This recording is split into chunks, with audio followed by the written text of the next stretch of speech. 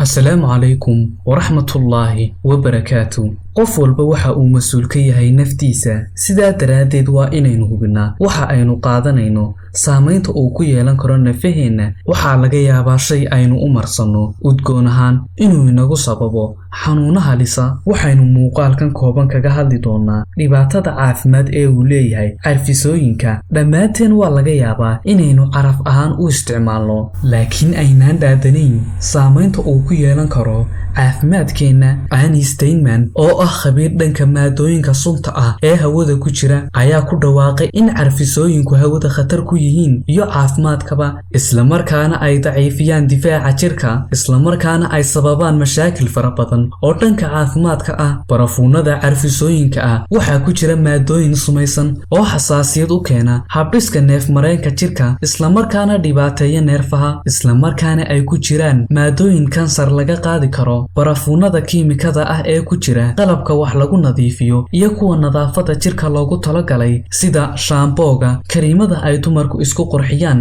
saabuunta iyo kariimka qoraxda la iskaga difaaco. Daraasaad la sameeyay oo ay ka qayb galeen 1136 qof oo isticmaala barafuunada carfisooyinka ah ayaa cilmi baarayaashu ay ku ogaadeen in 30% ka qaybgalayaasha ay dareemayaan dhibaatooyin dhanka neefsashada ah, madax xanuun kadib marka goobta ay joogaan lagu buufiyo. Saamaynta taban ee ay dadku ugu badnaayeen waxay ahayd mashaakil dhanka neefsiga ah iyo madax xanuun. Sidaas oo kale dadkii daraasada ka qayb galay waxaa lagu arkay dhibaatooyin dhanka jirka ah sida dawakhaad, xubnaha jirka oo xanuuna, iyo garaaca wadnaha oo sidii la rabay aanu shaqayn. Sidaa daraadeed dhakhaatiirtu waxay ku talinayaan iyo dadka takhasuska u leh in la isticmaalo carfisooyinka aan sunta lahayn oo waxyaabaha ay ka kooban yihiin ay ku jiraan baking soda, white vinegar iyo casiirka liinta.